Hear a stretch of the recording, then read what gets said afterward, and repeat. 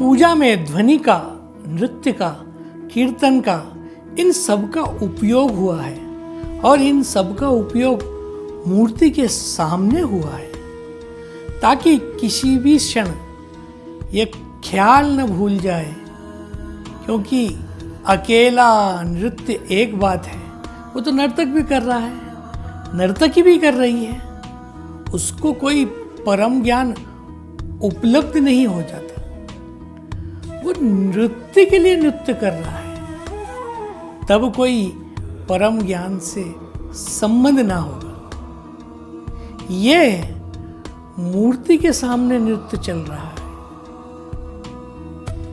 ये सारा क्रम है उस मूर्ति के सामने चल रहा है जिसमें अपने प्राण डाल दिए हैं। वो मूर्ति 24 घंटे स्मरण दिलाती रहेगी कि नृत्य के लिए नृत्य नहीं है, ये नृत्य तो परिधि पर है, केंद्र तो वो है, केंद्र तो तू है, उसके लिए सारा नृत्य चल रहा है।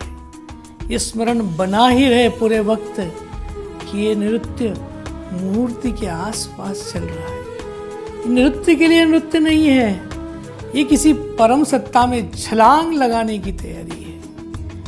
ये मूर्ति सतत स्मरण दिलाती रहेगी तो ही, अन्यथा नाचने वाले हैं, वो गीत गाने वाले हैं, भक्तों से बहुत अच्छा गीत गा लेते हैं, उससे कुछ भी ना होगा, गाने वाला गाने के लिए गाता है, प्रयोजन गीत है या प्रयोजन संगीत है।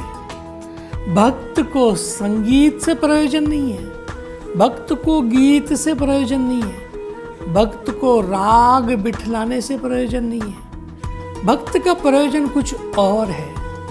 वो प्रयोजन ये है कि इतना मस्त हो जाए, वो इतना छोड़ पाए अपने को कि कोई भी हो, कोई भी धारा उसे बहा ले जाए अनंत की तरफ। वो परिधि बन जाए और केंद्र कोई और बन जाए और वो बह सके, प्रवाहित हो सके। ये सब प्रवाहित होने के लिए एक लिक्विडिटी पैदा हो सके, उसमें सब तरल हो जाए और बहने लगे। अक्सर आपको भक्त रोता हुआ मिल जाएगा। वो दुख में नहीं रोता है, आनंद से रोता है। और आंसू भीतर जब कुछ तरल होता है तभी बहते हैं, चाहे दुख में तरल हो जाए, चाहे सुख में तरल हो जाए।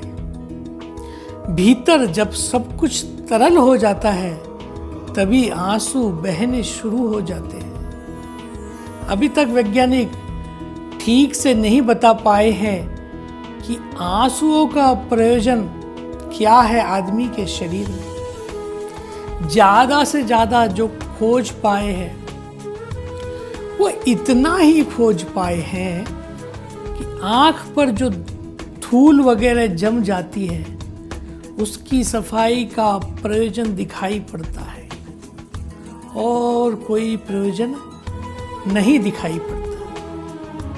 इन ग्रंथियों का आंख के भीतर जो आंसुओं की ग्रंथियां हैं उनका एक ही प्रयोजन मालूम पड़ता है, आंख की सफाई कर सके। लेकिन बड़ी हैरानी की बात है, आंखों की सफाई की जरूरत तभी पड़ती है जब कोई आनंद में होता है या दुख में होता है। बाकी समय आंख पर धूल नहीं जमती, बाकी समय आंख की सफाई की कोई जरूरत नहीं पड़ती। जब भी भीतर ओवरफ्लोइंग होती है, कुछ अतिरेक हो जाता है, चाहे दुख का चाहे सुख का, तभी आंसू बहना शुरू हो जाते हैं। ये आंसू की ग्रंथियां तभी खुलती है जब भीतर कुछ तरल हो जाता है और बहना शुरू हो जाता है। भक्त भी रोए, पर भक्तों का रोना बहुत अलग है।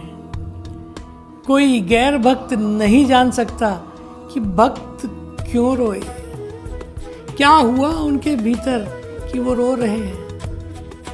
आप देखेंगे तो शायद लगेगा कि कोई तकलीफ है जीवन में, तो भगवान के सामने हाथ जोड़कर रो रहे हैं।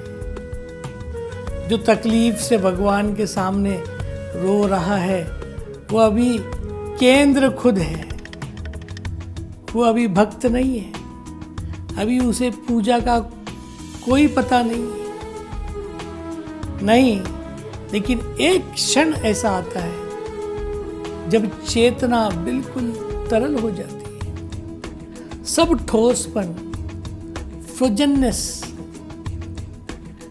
जहां जहां जम गए हैं भीतर, वो सब मिट जाता है, पिघल जाता है। बर्फ के टुकड़े नहीं रह जाते भीतर, तरल पानी हो जाता है, बहाव आ जाता है। तब आंसुओं की धारा अविरल शुरू हो जाती है। वह आंसू किसी परम अनुकंपा को धन्यवाद देने के लिए बहते हैं, किसी परम प्रसाद को, किसी पेश को, कुछ जो उतरना शुरू होता है उसको देने के लिए हमारे पास आंसुओं के सिवा और कुछ भी नहीं बचता। वो जो हमें मिला है उसकी हम में कोई पात्रता नहीं है। जो आनंद उतरना शुरू हुआ है उसको संभालने की भी हमारे पास कोई जगह नहीं है। जो बरस रहा है हमारे ऊपर वो हम कभी सोच भी नहीं सकते सपने में भी कि हमें कभी मिल पाएगा। अब उसको धन्यवाद देने के लिए हमारे पास कुछ भी नहीं है, न शब्द धन्यवाद दे पाएंगे कुछ भी। उस वक्त आंख एक अलग ही ढंग से रोती है। भक्त की आंख जैसे रोई है वैसे कभी किसी की आंख नहीं रोई है। प्रेम की आंख भी रोती है पर उसमें वो बात नहीं होती। प्रेम की आंख में भी बहुत तरह की शुद्रता इकट्ठी हो जाती है, लेकिन भक्त की आंख अकारण रोती है, कोई प्रयोजन नहीं है, अब कोई उपाय नहीं है, निरुपाय है भक्त। वो परमात्मा को धन्यवाद देना चाहे तो मुंह से शब्द नहीं निकलता, और जब मुंह नहीं बोलता तब आंख अपने ढंग से बोलना शुरू कर देती है। पूजा की पूर्णता आंसुओं में, तरलता में, बह जाने में।